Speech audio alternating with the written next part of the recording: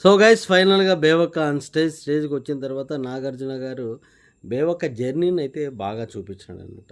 So ఎంత బాగా అంటే బ్యూటిఫుల్. అంటే ఆ తక్కువ రోజులలోనే ఆమె ఎంట్రీ అయినప్పటి నుంచి లోపల జరిగినటువంటి ఏదైతే శేఖర్ భాషతో ఒక కరాటే మాస్టర్‌గా కుంఫు నేర్పించేదానిలాగా ఉందో నుంచి ప్రతి ఒక్కటి కూడా చాలా క్లియర్‌గా చేసి కొంచెం ఎమోషనల్‌గా టచ్ చేసినాడు.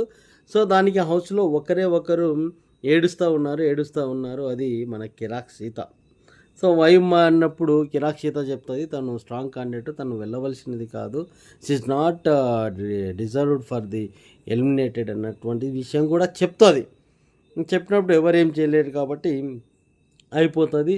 సో, ఇంట్లో ఎవరు ఉండాలి?